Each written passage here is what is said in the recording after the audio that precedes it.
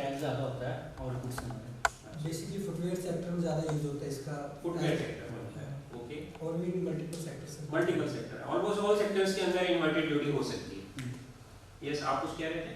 Sir export promotion उसी से ensure होगी, हमारा प्रॉपर डिस्ट्रीब्यूशन उसी से होगा और देश का पैसा देश में रहेगा। नहीं तो बाहर से जो गुड्स आ गए उसका प्रॉफिट वहीं चला जाए। हमारी अर्थव्यवस्था के अंदर पैसा रहना चाहिए, हमारी मुख्य धारा में पैसा रहना चाहिए, हमारे लोगों को बेनिफिट मिलना चाहिए क्योंकि वो हमारे रिसोर्सेज है, right. And carry out impact analysis in respect of indirect incentives. तो जो इनडायरेक्ट इंसेंटिव किसी इंडस्ट्री को दिए जाते हैं उसका क्या इम्पैक्ट आया है, that is also part of mandate of tariff commission. Next please. Sir जब इतना कुछ था तो एमएसएमई क्यों बनाया, मतलब एक छोटी MSME is particularly looking after the specific sector. ये स्पेसिफिक सेक्टर की बात नहीं कर रहे, ये इंडस्ट्री की बात कर रहे हैं। उसमें स्मॉल इंडस्ट्रीज भी आएंगी, लार्ज भी आएंगी, ठीक है। तो जब इंडस्ट्री की स्टडी होगी that is done bye tariff commission. वो एक कोई पर्टिकुलर यूनिट को स्टडी नहीं करते हैं, they go by the industrial setup of the country. Then few other departments where ICS officers are doing their good services. So Department of Public Enterprises, which has since been merged with the Ministry of Finance. तो वहाँ पर क्या काम है? Negotiation of MOU targets, आपको मैंने बताया था। Between the admin की हमारी organization है, जितने public sector enterprises हैं, GAIL है, ONGC है, ये सारे पेट्रोलियम मिनिस्ट्रीज के अंदर है। तो हर मंत्रालय जो एक पर्टिकुलर ऑर्गेनाइजेशन को कंट्रोल करता है, एडमिनिस्ट्रेटिवली उसको मैनेज करता है, वो उस ऑर्गेनाइजेशन के साथ एक एमओयू करता है। What is MOU? सरकार उसमें पैसा लगा रही है तो सरकार भी चाहेगी ना कि कुछ आउटपुट दे वो ऑर्गेनाइजेशन। ऐसे सरकार का पैसा थोड़ी उसके अंदर ऐसे बेकार के लिए लग जाएगा। तो जो कमिटमेंट है उस ऑर्गेनाइजेशन का, that is expressed in form of MOU and that is mutually signed कि भाई आपको हम ये पैसा दे रहे हैं तो आपको ये आउटपुट देना है, नहीं दोगे तो ये आपके ऊपर जो है वो हम एक्शन लेंगे। Not every time it is not an action. तो ये सब नेगोशिएशन जो होता है, ये सब एस्पेक्ट जो है that is looked after by the department of public enterprises and CPSEs. What are CPSEs? Enterprises, जो हमारी सीपीएससीज हैं। And updation of MOU guidelines, time to time उन गाइडलाइंस को हमें रिव्यू भी करना पड़ता है depending upon the changing circumstances. Then implementation of PRC and formulation of policies pertaining to the wage. उनका जो wage board होता है, wage उनकी wages जो है that are not regulated by the wages or pay and allowances, क्योंकि वहाँ पे organization setup is different. And preparation of annual public enterprise survey report. Plus ये एक survey भी करते हैं which is very important और उस survey को parliament में place किया जाता है, ठीक है। If you get the opportunity तो आप डीपी की वेबसाइट में जाके पिछले साल के सर्वेस देख सकते हैं, तो आपको पता लगेगा कि हमारा पब्लिक सेक्टर एंटरप्राइज का कितना बड़ा स्कोप है, कितने लोगों को उन्होंने एम्प्लॉयमेंट दे रखा है, कितना जो है वो देश के लिए वो लोग रिसोर्सेज को डिप्लॉय करके और डिफाइन है। Then ministry of consumer affairs, food and public distribution, इसमें finalise the claims of various state for paddy, wheat and coarse grain. तो आपको पता ही होगा कि सरकार जो है वो अपना पीडीएस के लिए काफ़ी ये सब प्रोडक्ट्स परचेज करती है मार्केट से, तो इनके ऊपर सब्सिडी दी जाती है, उनके क्लेम्स होते हैं, उनका प्रॉपर इवैल्यूएशन करना होता है, उनकी प्रॉपर प्राइसिंग करनी होती है। तो that is done by this ministry and our officers are deputed there. Examine the claims of multiple agencies involved in the procurement and distribution of food grains. तो ये सारा वर्क भी इंटरेस्टेड है हमारे officers, right. Next please. So now coming back to the service. अब थोड़ा सा, अभी तो मैंने आपको इंट्रोडक्शन दे दिया, we have just make a view out of that कि किस तरह से officers are useful. Now we will see कि किस तरह से our officers are getting inducted into this service. So induction in service is assistant director cost, ये designation होता है at the time of entry। जब किसी का सिलेक्शन होता है तो they are deployed as assistant director within bracket cost। and they are in junior time scale. Since this is an induction level, so they are generally termed as junior officers, junior time scale officer. And 7 CPC means 7 Central Pay Commission. So 7 Central Pay Commission में there is a level for every officer. तो ये वाले जो officer जो induct होते हैं, they are initially at the level 10. और जैसे जैसे इनका प्रमोशन होता है, they get the higher level. 10 के बाद में 11, 12, 13, 14, 15, 16, 17 तक they can go. Depending upon their age, जितनी जल्दी इंडक्शन होगा, उतने आगे तक जा पाएंगे. जितनी जल्दी इंडक्शन होगा, उतनी जल्दी प्रमोशन पाएंगे. ठीक है? क्योंकि some things are time bound, some things are based on merit, and of course availability of vacancies, posts of the Indian Cost Account Service. Now exclusively we are coming to our subject. Next please. So appointment is conducted by UPSC, followed by interview. You all know, आपने थोड़ा सा इसके बारे में जानकारी निकाली होगी. Next. So examination जो पिछले कुछ सालों में लिए गए हैं, तो आप देखेंगे कि 2015 में around 12 vacancies. ये advertisement number है. Every advertisement has a unique number.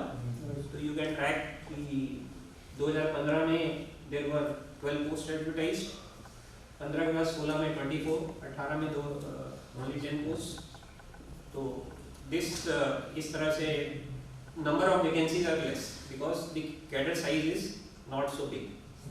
So you can appreciate कि if you have to be selected few, you have to work hard. क्योंकि number of posts are not so much, but flow of posts are there on a almost regular basis. देखेंगे 15, 16, 18 उसके बाद में फिर आगे भी ये चलता रहेगा. तो only thing is कि you have to concentrate. Don't go by the numbers. Yes. Number is only a number. इसमें 10 तो गए होंगे ना, तो वो 10 आप भी हो सकते हो, अगले 10 आप हो सकते हो. Don't worry. Next. Yes. Next probable date क्या हो सकती है? उसके बारे में I cannot tell you. So last 3 years से vacancy. Next. है जी. So last 3 years से कोई vacancy. Last 3 years से काफी थोड़ा कोरोना की वजह से कई चीजें डिले हो गई हैं, but जैसे ही आएगा you will get to know. Because it is done by UPSC, so they publicize it in employment news also and their website also. Sir ये कौन से मंथ में आती है, मतलब ऐसा कोई fix स्पेसिफाइड नहीं, नहीं? no fix. इसमें ये तो कंडीशन मेंशन होती है कि you have prior 3 years experience. अभी I'm coming to that. I'm coming to that. और कुछ? Sir, Yes. every induction at junior level only. Yes. Purely on junior. Sir इसमें MCQ बेस ही रहता है, डिस्क्रिप्टिव नहीं. Yes. I'll tell you. I'll show you an example of question paper also. और कुछ? चलिए. So this is a small. I have given you a sample कि किस तरह के क्वेश्चन आते हैं.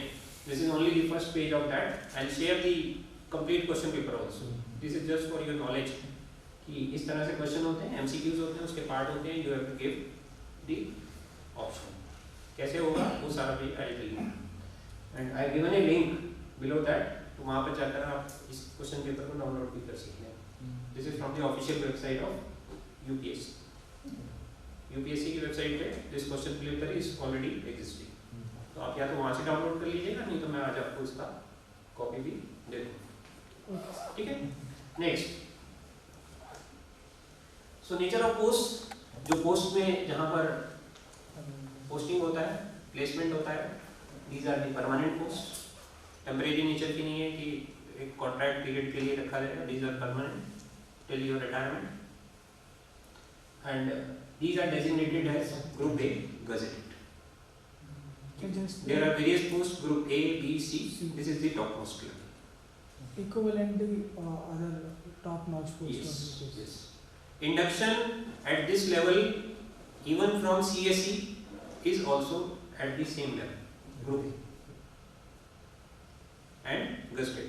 2 categories are there, gazetted and non-gazetted. So those who are coming through this exam and qualified and recruited are called Group A gazetted officers. Right? Next. So scheme of the test. The scheme of test is the test is only for 2 hours. But ये 2 घंटे आपकी ज़िंदगी बदल देंगे।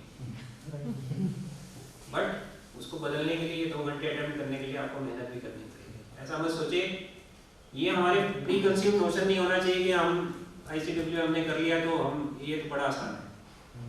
आसान आपके लिए है, बट वो लोग भी तो पढ़ के आ गए। You have to compete with that. उसके लिए you have to go another step। आपको थोड़ा सा उनसे आगे अपने आप को रखना ही पड़ेगा, ठीक है? क्योंकि अल्टीमेटली वही जीतता है जो कि फर्स्ट आता है, तो आपको भी फर्स्ट आने की चेष्टा करनी है। Then it normally carries a maximum of 100 marks. This is just an example. मैंने आपको पहले डिस्क्लेमर दे दिया कि चेंज हो सकता है, अभी वाला बता रहा हूँ आपको, आगे क्या होगा I am not sure. The medium of question paper is in English.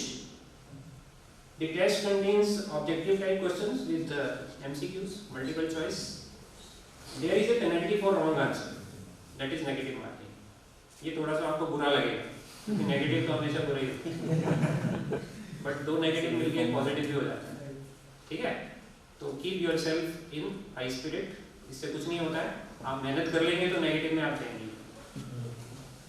So every wrong answer carries a deduction of 1/3 of the marks. And if no answer is marked, then there is no penalty. Very simple. ये सब आपको बताने की जरूरत नहीं है, ये is simple rule of any game. Next. Then syllabus. If you go by the syllabus, तो इसके syllabus में you will find the very familiar topics जो आपने अभी तक पढ़े हैं, जिनको आपने बहुत मेहनत कर करके उनके न्यूमेरिकल सॉल्व किए हैं और एक लेवल तक आप लोग पहुँचे हैं इन सब की बदौलत ही, तो you are not these things are not stranger for you. So cost audit and under the Companies Act, then cost accounting record rules under the Companies Act, cost volume profit analysis, pricing decisions, budgetary control, financial statement analysis, costing methods, marginal costing, standard costing, material management, decision making, capital budgeting, enterprise resource planning, ERP, project management techniques, cost accounting standards and emerging concepts in cost and management accounting. तो वही है जो सब आपने पढ़ा, इसमें कुछ ऐसा नहीं है जो आपने नहीं पढ़ा, इससे ज़्यादा ही पढ़ा है, इससे बहुत ज़्यादा पढ़ा आपने। तो these are only small thing, but इन सबको आपके अंदर आपको एक्सपर्टाइज करना है, फोकस करना है, पर्टिकुलरली MCQs, क्योंकि MCQs जो है वो हमारी बेसिक अंडरस्टैंडिंग को टच करते हैं। MCQ तभी अटेम्प्ट कर सकते हैं जब आपने पढ़ा है उसके बारे में, जब आपने उस तरह के क्वेश्चंस को सॉल्व किया। So it requires a deep study. तो 12th की बुक भी कोई क्वेश्चन आपको यहाँ पे पोस्ट कर सकती है, तो आप ये मत सोचिए कि जो 12th में हमने कॉमर्स पढ़ी थी वो सब बेकार है, जो कॉस्टिंग पढ़ी थी उस समय उसका कोई रेलेवेंस नहीं है, उसका बहुत इंपॉर्टेंट रोल है, क्योंकि वो एक बिल्डिंग ब्लॉक है, फंडामेंटल उसी से बने, राइट? तो उसको नेग्लेक्ट मत कीजिएगा, ठीक? नेक्स्ट।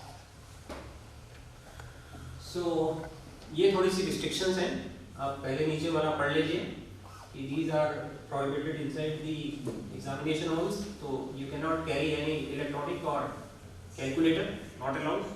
नॉर्मल एग्जाम में अलाउ होता है, मानिए होगा।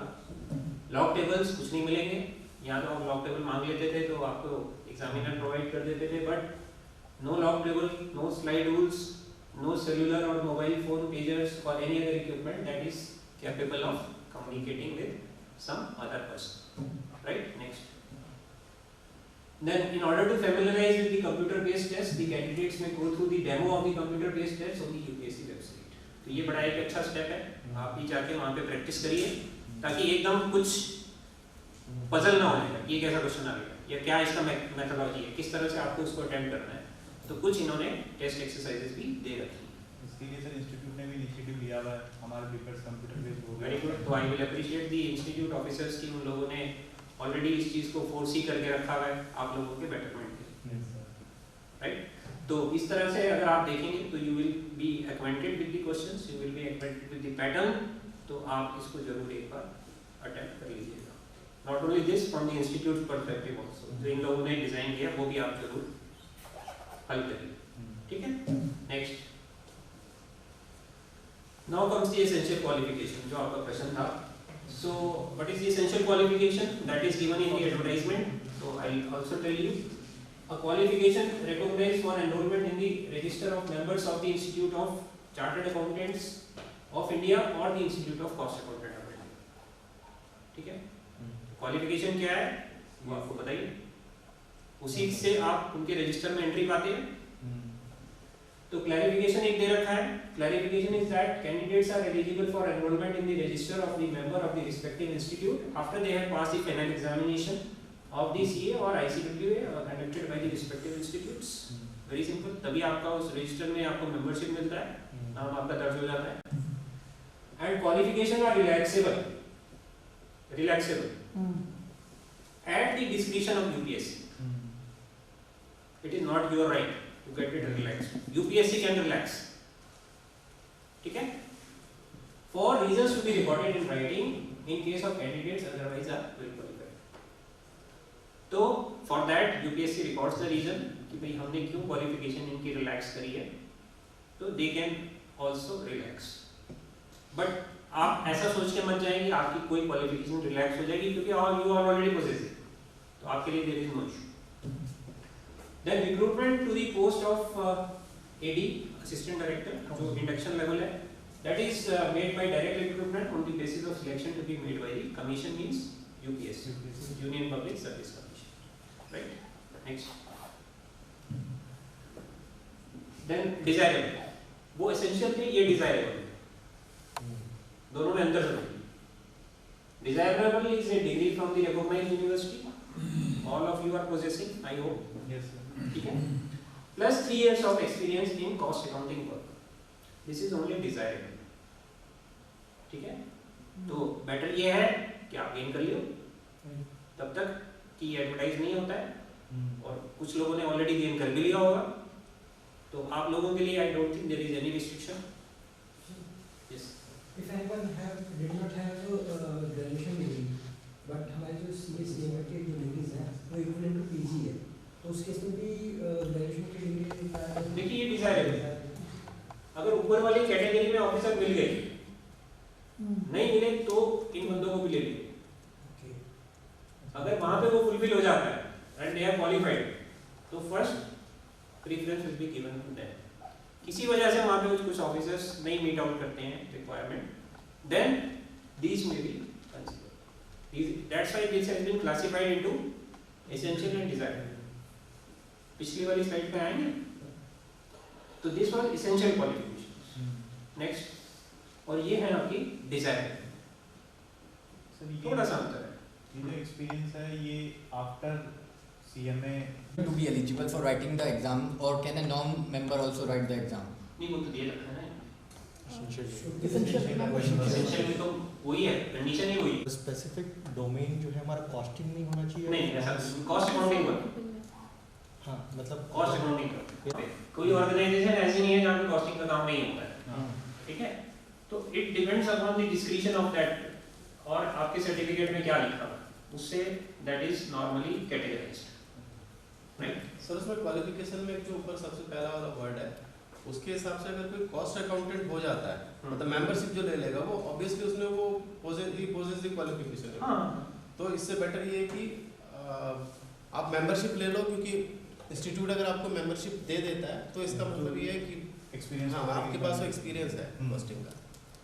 नहीं, इंस्टीट्यूट ने लिस्ट दी हुई है कि आप किन किन फील्ड्स में एक्सपीरियंस के बेसिस पे आप ले सकते हो मेंबरशिप. चलिए, आपका कोई इंडिविजुअल डाउट है तो I try to sort it out. अभी we just look for the specified. Already मैंने आपको बताया कि किस किस मंत्रालय में किस तरह की ड्यूटीज होती है. तो cost analysis and cost examination, determination of fair prices, studies on cost reduction, cost efficiency and appraisal of capital intensive projects.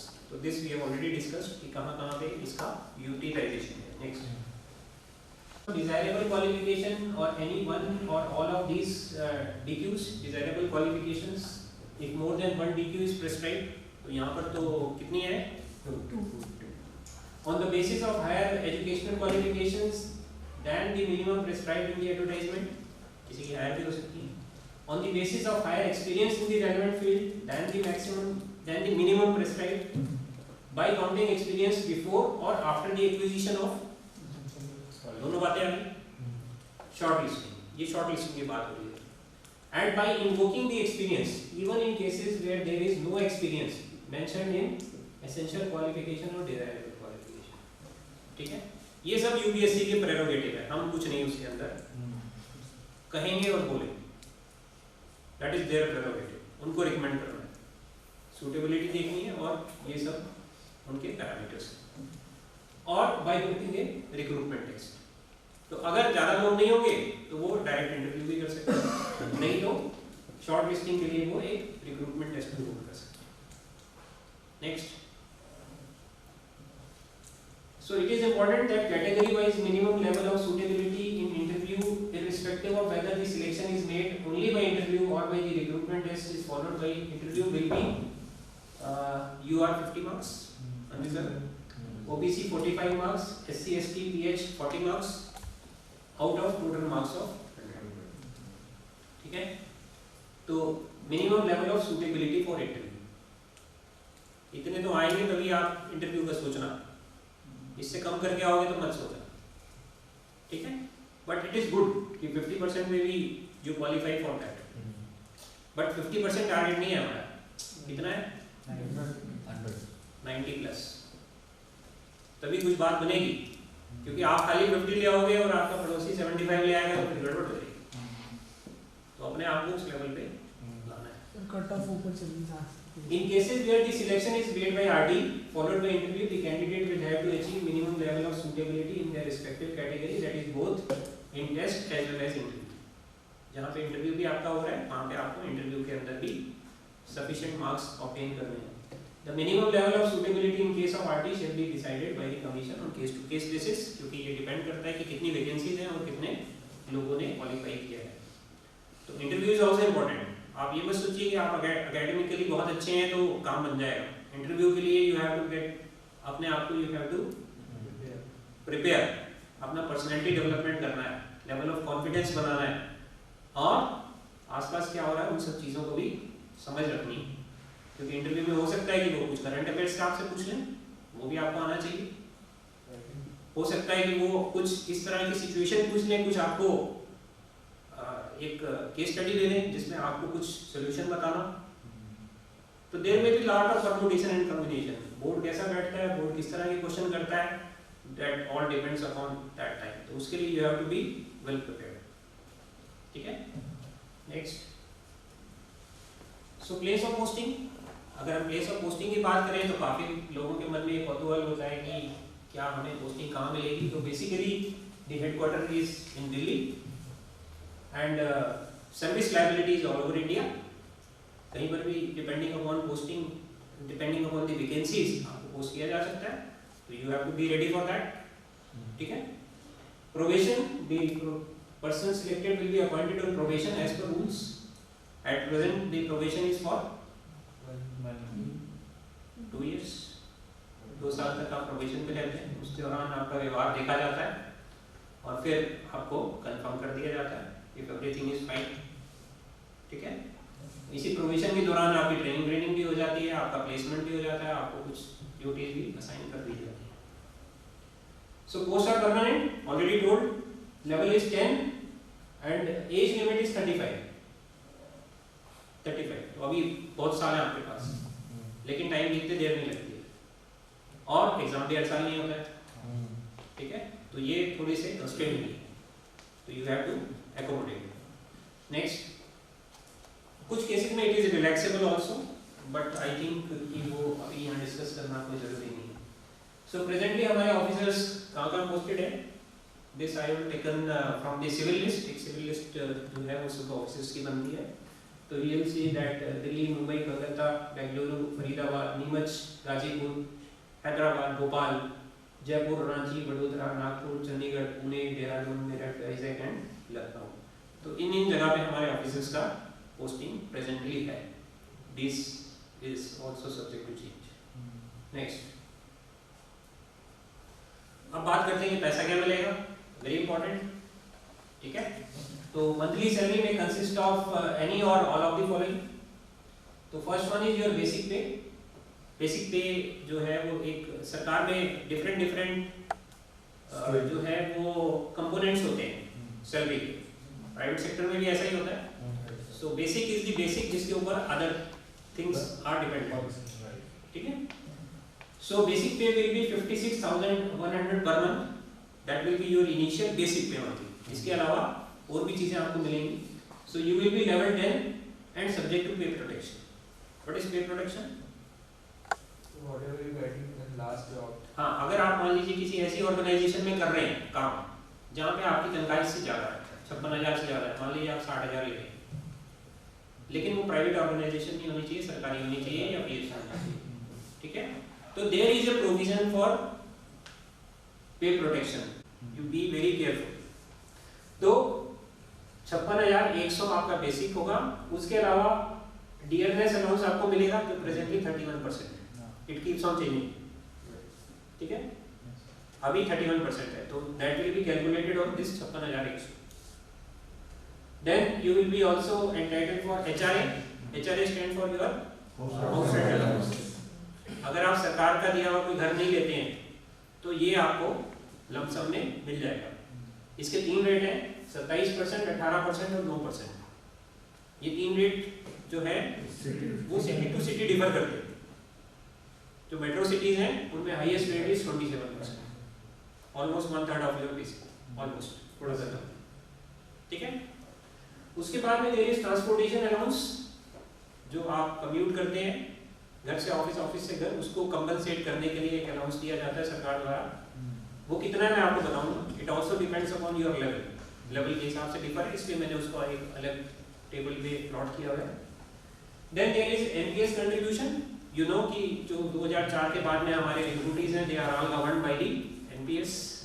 NPS के बारे में कुछ बताने की जरूरत नहीं है, you all are well aware. हो सकता है आप में से कुछ लोगों ने NPS सब्सक्राइब भी कर रखा हो. तो NPS जो है उसमें एम्प्लॉयर का कंट्रीब्यूशन भी आएगा और आपका कंट्रीब्यूशन भी जाके पूरा NSDL में जमा हो जाएगा based on your selected schemes और प्लान.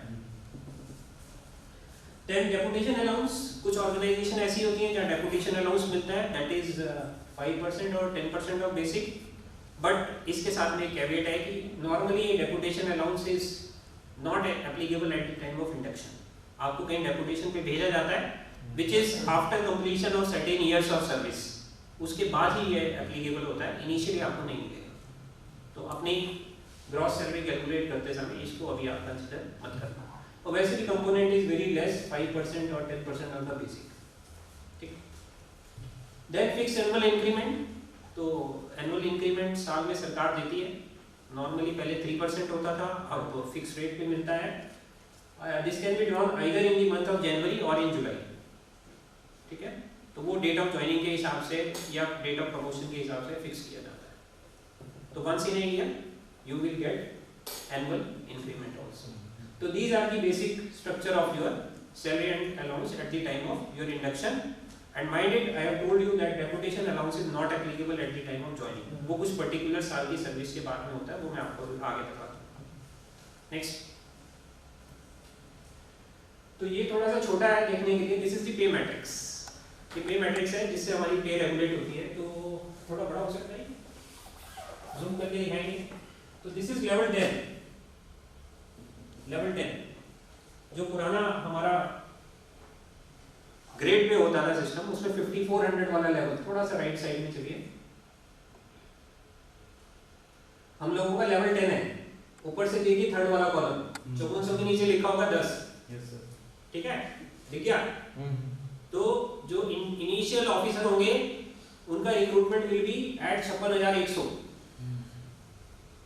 और नेक्स्ट जब उनको इंक्रीमेंट मिलेगा दे विल कम डाउन इनटू 57,800. हर साल एक एक लेवल उनका नीचे की तरफ शिफ्ट होता जाएगा, ठीक है? तो दिस इज द मैट्रिक्स. और जब उनका प्रमोशन होगा they will come to 11 number, right side में शिफ्ट होते जाएंगे. 12 नंबर, 13 नंबर, 13A, 14, 15, 16, 17, ठीक है? तो at present 17 is the highest for our service. तो इस तरह से एनुअल है, और जब प्रमोशन होंगे तो आप नेक्स्ट वाले कॉलम में प्लेस कर दिए जाएंगे. उसका एक मैकेनिज्म है, उसकी एक पे फिक्सेशन का तरीका होता है, वो अभी आपके लिए रेलेवेंट नहीं है. नेक्स्ट, छोटा कर दीजिए इसको. तो I have told you that transportation allowance is also applicable. तो आप देख लीजिए कि रेट ऑफ ट्रांसपोर्टेशन अलाउंस जो है वो लेफ्ट साइड से देखिए, दैट इज इन दी पे लेवल के हिसाब से होता है। 9 एंड अबव के लिए it is 7200 plus DA there on और 3600 प्लस डीए देयर ऑन। नीचे वाले आपके लिए रेलेवेंट नहीं है because those people are being inducted into level 10, ठीक है। तो लेवल 10 वालों के लिए again this is based on the class of city you are posted to. कुछ बड़ी सिटीज हैं, कुछ मेट्रो सिटीज हैं, वहां पे it is 7200 plus DA also. DA का रेट अभी कितना है 31%, तो वो भी इसमें जुड़ जाएगा। और अगर वो थोड़ी सी सिटीज ऐसी हैं जो कि नॉर्मल कॉन्ग्लोमरेट से बाहर हैं या दूसरी क्लास की सिटीज हैं, class of cities are different, then it will be half, right. Plus of course ये टैक्सेबल कंपोनेंट है, ठीक है। पहले इसका एक कंपोनेंट जो था वो एग्जेम्पशन होता था, तो अब इनकम टैक्स एक्ट में चेंज हो गया, स्टैंडर्ड डिडक्शन जब से इंट्रोड्यूस किया तो दिस इज कंप्लीटली टैक्सेबल, ठीक है। नेक्स्ट, ऑफ कोर्स अगर एक चीज और मैं आपको बता देता हूँ कि अगर कोई डिसेबल्ड ऑफिसर है तो उसको ये एक बार पिछला गवर्नमेंट की। नेक्स्ट, सो अदर बेनिफिट्स, जो सरकार के अदर बेनिफिट्स हैं वो ऑल विल बी एप्लीकेबल। इसमें से कुछ नॉन कैश बेनिफिट्स भी हैं, कुछ कैश बेनिफिट्स भी हैं, तो you can just glance through it. Leaves जो है नॉर्मल कैजुअल लीव्स 8 दिन की, 2 दिन की RH restricted holidays as per दी चॉइस, आप 2 छुट्टी ले सकते हैं from the selected list, not at your own. And EL stand for earned, these are 30 और हर 6 महीने में 15 दिन की आपके अकाउंट में जुड़ जाते हैं, subject to maximum of 300 days। Then medical leaves, अगर किसी को भगवान ना करे कभी जरूरत पड़े तो मेडिकल लीव्स का भी प्रावधान है, साल में 20। We also call them HPA, half pay. Then LTC for self and dependence, LTC stand for travel concession. आप कहीं भी सिलेक्टेड प्लेस के अंदर या फिर there are 2 types of LTC, one is the home town. आप अपना होम टाउन में, अगर suppose you are working out of your home town तो आप अपने होम टाउन में जा सकते हैं, या you can take all India LTC depending upon the service conditions. Of course for self and dependents, तो डिपेंडेंसी का एक क्राइटेरिया है कि कौन-कौन आपके डिपेंडेंट की डेफिनेशन में फॉल करता है।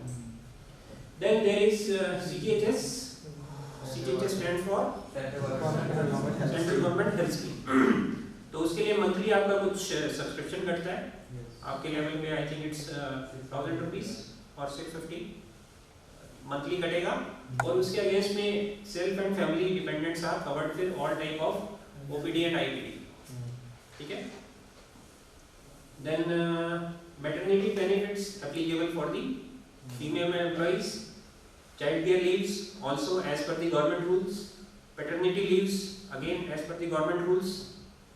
CGEGIS, this is an insurance scheme, central government employees group insurance scheme, government has taken a group insurance, उसके ऊपर certain subscription is made by the employer, और in case of retirement and unfortunate death, this insurance amount is repaid to the family. This is a welfare.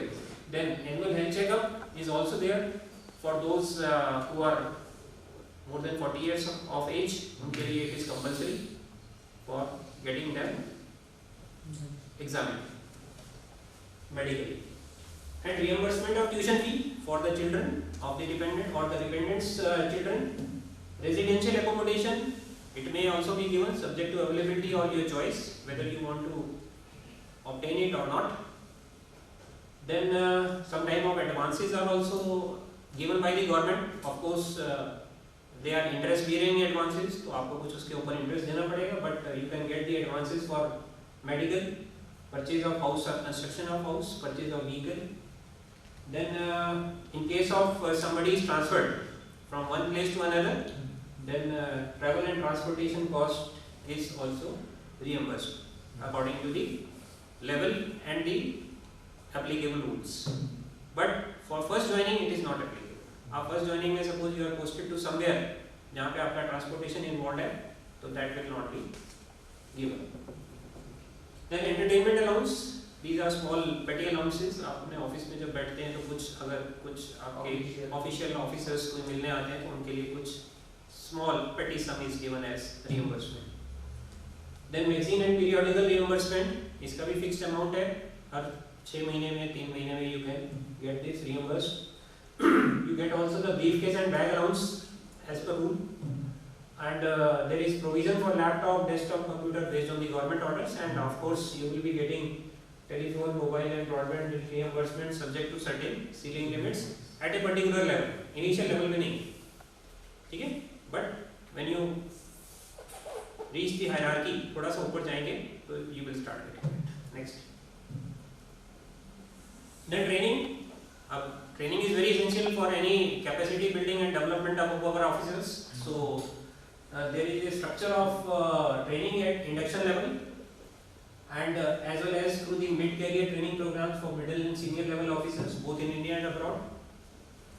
Then training programs cover a wide range of topics relating to advanced financial management, public finance, resource management, taxation, project appraisal, contract management, modern management skills, and also on the subject contemporary duty and importance to your job profile.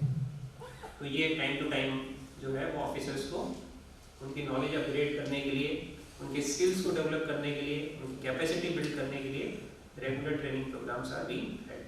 Next, so these are the distribution of post.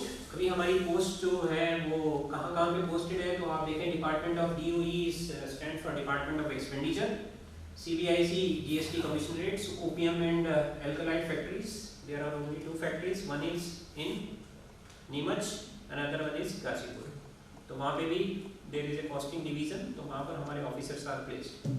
Then central board of direct taxes, income tax वाला, department of economic affairs अभी हमने discuss किया, DIPAM, department of public enterprises, acquisition and production wing of ministry of defence, MCA, cost audit branch, SFIO, NPPA, fertiliser industry coordination committee, shortly we call it as FICC, Department of Education, DGTR, Trade Remedies, Tariff Commission of India, Food and Public Distribution, Consumer Affairs, Agriculture and Farmers Welfare, DMS, Milk Scheme, Home Affairs, Health and Family Affairs, Heavy Industry, Food Processing, Housing and Urban Affairs, Jute Commission of India, Film Division, Space, DOPT and Road Transport and Highway. So our officers may get the opportunity of working in any of these organization, and some of these organization within their career. सब जगह तो हर आदमी नहीं जा सकता, but these are the important segments where our officers posts are there, official posts are there. So people can look forward for being placed in these organizations. Next, so if you go with designation, नीचे से आप start करिए. Induction level is as assistant director cost, we call it as entry level or probationers. This is level 10. Then level 11 we call them as deputy directors. Cost वाला word आपके साथ चलता रहेगा.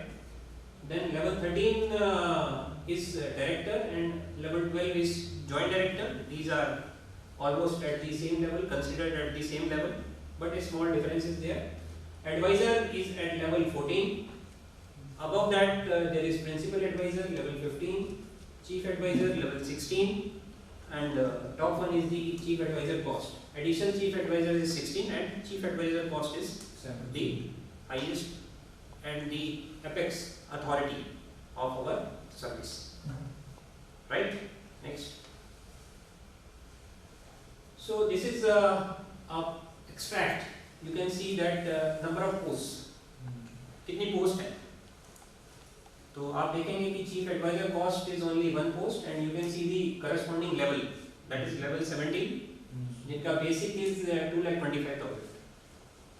तो जस्ट कंपेयर कि those people who are coming in JTS serial number 7, देख पा रहे हैं serial number 7, they are at level 10 with starting pay of 56,100. तो by the time you progress, by the time you be in service, तो you can reach up to that level also, right? So these are the various, you can see the number of posts. So around 178 posts are listed here, and if you go by the number of officers that are placed in our service right now, around 122. कितना gap है? तो इतना scope है इतने लोगों को लेने का, तो इसलिए start preparing right from today. इंतजार मत कीजिए कि विज्ञापन कब छपेगा, अंतर मैंने आपको बता दिया, Yes. ठीक है?